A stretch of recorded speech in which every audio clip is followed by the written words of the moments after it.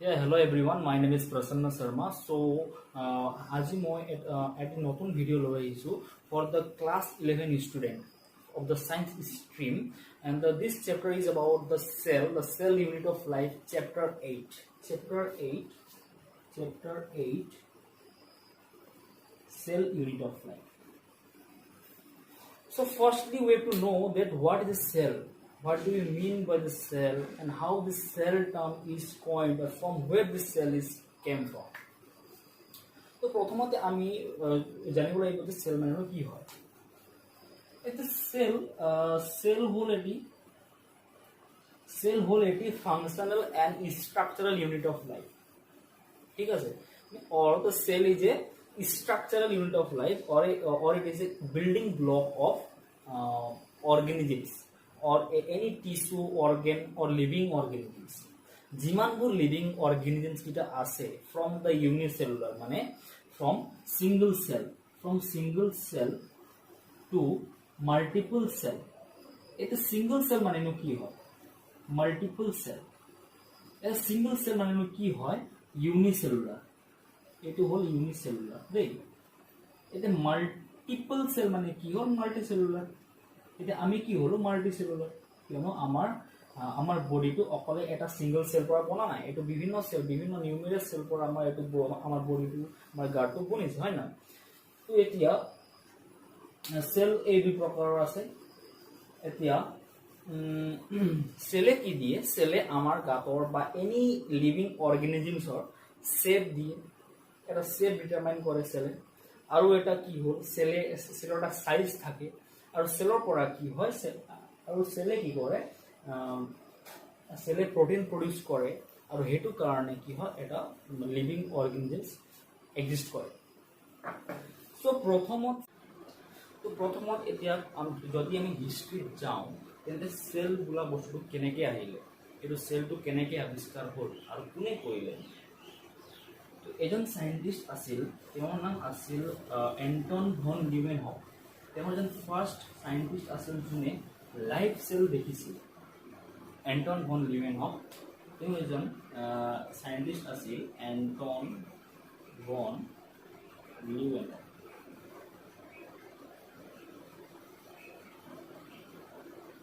He observed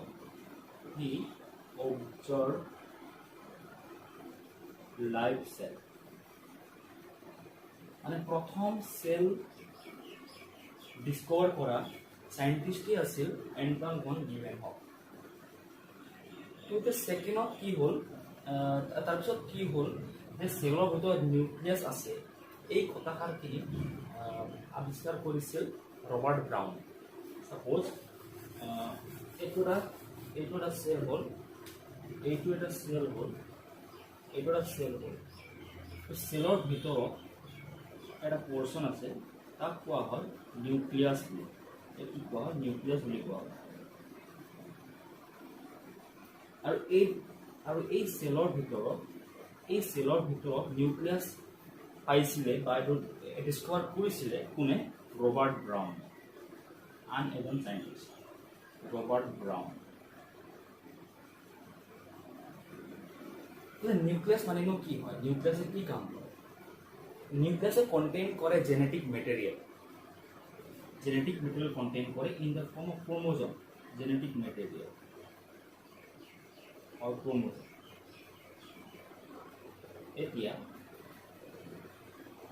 এতিয়া genetic material বলিনো কি হয়, genetic material is a DNA, means like DNA বলে আমি গমে পাওঁ, ডিঅক্সিরাইবোনিউক্লিক অ্যাসিড, DNA। তো DNA এটা কি হয়, জেনেটিক মেটেরিয়াল। তো ডিএনএ কি কাম করে, যদি আমার সেলৰ নিউক্লিয়াছত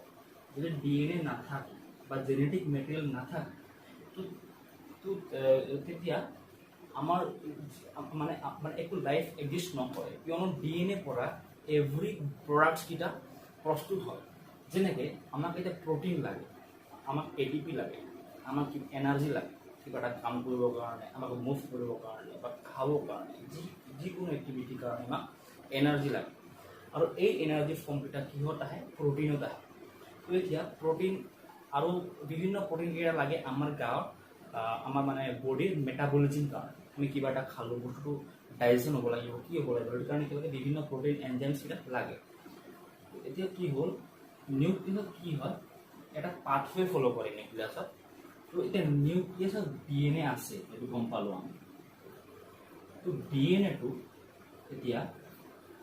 RNA লৈ কনভাৰ্ট হয় RNAটো প্ৰটিনলৈ কনভাৰ্ট হয় এইটো এটা চাইকেল ইয়াক কোৱা হয় চেন্ট্ৰেল ডগমা বুলি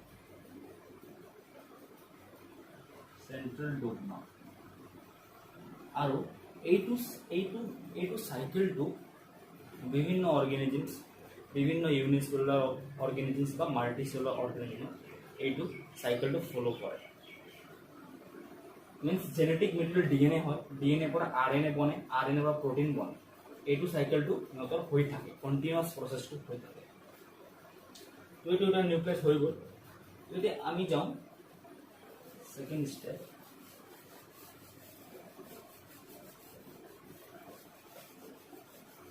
কি হ'ব আৰু আমি তো গম পালোঁ চেলৰ ষ্ট্ৰাকচাৰটো এনেকৈ থাকে হয় ন তো ভিতৰত থাকে নিউক্লিয়াছ বুলি গম পালোঁ ৰবাৰ্ট ব্ৰাউনে কৈছিলে কিন্তু এই যোন ৰিমেইনিং পোৰ্চন আছে ইয়াক কোৱা হয় সাইটোপ্লাজম এতিয়া কামটো কি হ'ব নিউক্লিয়াছত DNA পৰা RNA হ'ল RNA পৰা প্ৰটিন হ'ল আৰু এই প্ৰটিনৰ ডেভেলপমেণ্টটো হয় ক'ত সাইটোপ্লাজমত গৈ এই প্ৰটিনৰ কোটিং হয় ইয়াৰ ডেভেলপমেণ্ট হয় তো ক'ত হ'ব সাইটোপ্লাজমত হ'ব এতিয়া সাইটোপ্লাজমত কি বস্তু আছে যে কোনটো বস্তুৱে প্ৰটিনক ডেভেলপ কৰে তো সাইটোপ্লাজমত কি কন্টেইন কৰে বুলি ক'লে সাপোজ এটা আছে এন্ডোপ্লাজমিক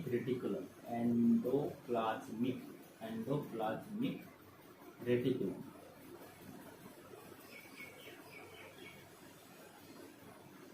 সেকেন্ডটো আছে গোলগি কমপ্লেক্স और गोल्गी बॉडी 3 नंबर से पेरिक्सोजम एक्सेट्रा लाइक भेकुअल्स আছে লাইসোজমস আছে এটা আছে একিটা কোছে সাইটোপ্লাজম আছে এটা যেতিয়া তোমার নিউক্লিয়াস হ'ল যেতিয়া নিউক্লিয়াসত DNA পৰা RNA হয় আৰু RNA পৰা এটা নেসেন্ট প্ৰটিন কমপ্লিট প্ৰটিন নহয় আৰ নেসেন্ট প্ৰোটিনৰ ডেভেলপমেন্ট যেনেকৈ এতিয়া বাচ্চা এটা জন্ম ল'লে এইটো কি হ'ব তাৰটো জন্ম হওঁতে সেইটো ডেভেলপ হোৱা নাথাকিব জাষ্ট তাৰ সৰু থাকিব তাৰ কোনো টিথ ওলোৱা নাথাকিব বা তাৰ চুলি বা ভাগে মানে গজা নহ'ব বা সি মুভমেণ্ট কৰিব নোৱাৰে বা তাৰ ডেভেলপমেণ্ট মানে ষ্টাৰ্ট হোৱা মানে নহয় তেতিয়া তো তাক কোৱা হয় নেসেন্ট তো নেসেন্ট প্ৰটিনৰটো প্ৰডাকশ্যন হ'ব নিউক্লিয়াছত কিন্তু প্ৰোটিনৰ ডেভেলপমেন্টটো হ'ব ক'ত প্ৰটিনৰ হ'ব সাইটোপ্লাজম তো সাইটোপ্লাজমৰ প্ৰটিনৰ ডেভেলপমেন্ট কোনে কৰিব বুলি ক'লে endoplasmic reticulum Golgi body পেৰিক্সোজম lysosome এটসেট্ৰা এইকেইটা ডেভেলপমেন্ট কৰিব কোটিং কৰিব সব বস্তু হৈ পেলাই কি হ'ব এটা প্ৰটিন প্ৰডিউস হ'ব এটা সেলৰ পৰা এটা সেলে আমাক এটা প্ৰটিন দিব বা বিভিন্ন প্ৰটিন দিব পাৰে এইটো এটা হৈ গ'ল পুৰো এটা ইন্ট্ৰোডাকশন সেলৰ ওপৰত আৰু নেক্সট আমি যাওঁ সেল থিওৰি যাম সেল থিওৰি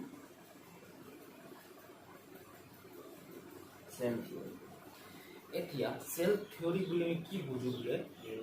মানে সেলৰ ওপৰত বিভিন্ন সাইন্টিস্টে বিভিন্ন পৰামৰ্শ দিছে তাৰে এজন সাইন্টিস্ট আছিল তেওঁৰ নাম আছিল স্ক্লেডেন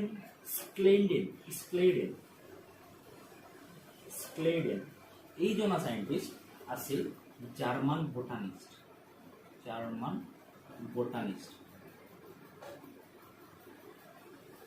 স্ক্লেডেন জাৰ্মান বোটানিস্ট আছিল আৰু এওঁ কৈছিল যে যিমান প্লান্টস আছে এই প্লান্টস কিটা ডিফাৰেন্ট সেলস পৰা কম্পোজড হৈছে যিমান প্লান্টস আছে means plants are composed of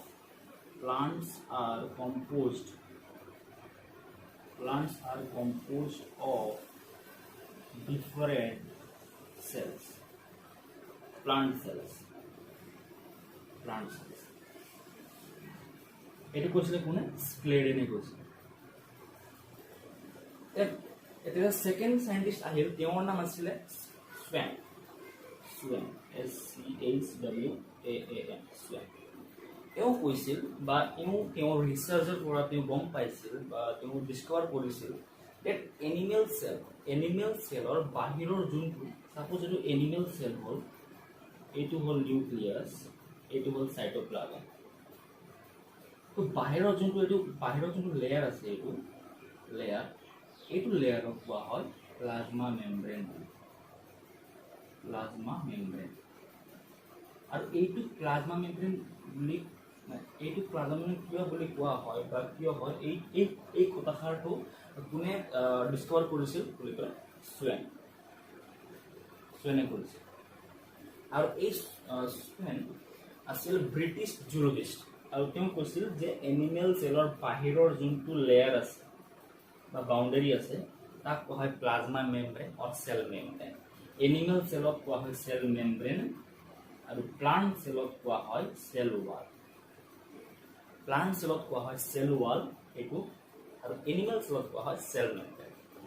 আৰু এই প্লাজমা মেমব্ৰেনৰ ফাংচনটো কি হ'ল প্লাজমা মেমব্ৰেনে কি কাম কৰে প্লাজমা মেমব্ৰেনৰ বিভিন্ন ফাংচনস আছে যেনেকৈ প্লাজমা মেমব্ৰেনে মানে বাহিৰৰ এইটো প্লাজমা মেমব্ৰেনে এইটো সেলৰ যোনটো বাহিৰৰ পোৰ্শনটো আছে এইটো প্লাজমা মেমব্ৰেনে ফাংচন কি কৰে বুলি ক'লে it acts like protective unit মানে protect কৰে সেলক বা ইনাৰ পাৰ্ট অফ সেলক কিহৰ পৰা প্ৰটেক্ট কৰে বুলি ক'লে মেকানিক্যাল ডিগ্ৰেডেশন হ'ব পাৰে কেতিয়াবা হ'ব পাৰে এনজাইমেটিক ডিগ্ৰেডেশন বা কেতিয়াবা হ'ব পাৰে পেথোজেনিক ইনফেকশন এইকেইটাৰ পৰা এই প্লাজমা মেমব্ৰেনে ৰক্ষা কৰে কাক সেলৰ ইনাৰ মেমব্ৰেনক লাইক নিউক্লিয়াছক বা সাইটোপ্লাজমক এই বাহিৰৰ ফৰেন পাৰ্ট বডিজ পৰা ৰক্ষা কৰে আৰু সেকেন্ড ফাংচনটো কি হ'ল it helps in transportation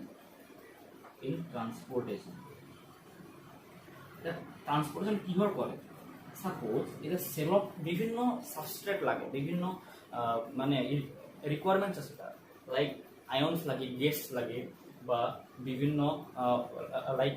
water molecules লাগে আৰু এই কিটা যিমান বস্তুটা আহে এইটা বাহিৰৰ পৰা আহে বাহিৰৰ সাৰফেস পৰা আহে তো এটা কোৰ পৰা আহে বুলি ক'লে প্লাজমা মেমব্ৰেন পৰা আহে তো plasma membrane it's act like a মানে এটা মানে ফর দ্য ট্রান্সপোর্টেশন কারণে হেল্প করে for across the cell plasma membrane help করে এই দুটো ফাংশন হল প্লাজমা মেমব্ৰেনৰ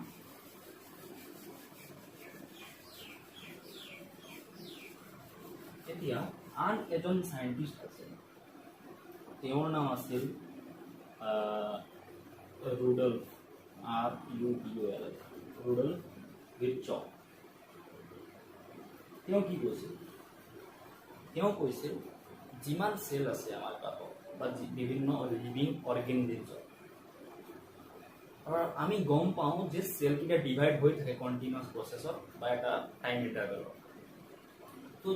কি হয় যিমান নিউ সেলস কিটা প্ৰস্তুত হয় এই নিউ সেলস কিটা প্ৰি এক্সিস্টিং সেলৰ পৰা প্ৰস্তুত হয় বা আগৰ সেল পাস্ট সেলৰ পৰা প্ৰস্তুত হয় সাপোজ এটো হল প্ৰি এক্সিস্টিং সেল মানে আগৰ সেল বা প্যাৰেন্ট সেল পৰা প্ৰি এক্সিস্টিং সেল বা প্যাৰেন্ট সেল আৰু এটো হল নিউ সেল মানে যিমান সেল আছে যিমান মানে সেল আছে এটা সেল ডিভাইড হয় আৰু নতুন এটা সেল বনে আগৰ সেলৰ পৰা বা তাৰ প্ৰি এক্সিস্টিং সেলৰ পৰা বনে এইটো কথাৰ কোনে কৈছিলে ৰুডল্ফ ভিৰচক তো এতিয়ালৈকে আমি কি গম পালো সেল থিওৰিত প্ৰথমতে গম পালো যে যিমান প্লান্টস আছে যিমান এনিমেলস আছে সেইকেইটা কিহৰ পৰা প্ৰস্তুত হোৱা সেলৰ পৰা প্ৰস্তুত হোৱা বা তাৰ প্ৰডাকশন প্ৰস্তুত বা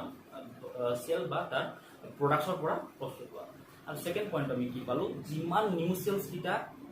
প্ৰস্তুত হয় এইকিটা ক'ৰ পৰা প্ৰস্তুত হয় বুলি ক'লে তাত প্ৰি এক্সিস্টিং সেলৰ পৰা প্ৰস্তুত হয় এইটো আছিল এই দুটা পইণ্ট আছিল সেল থিওৰি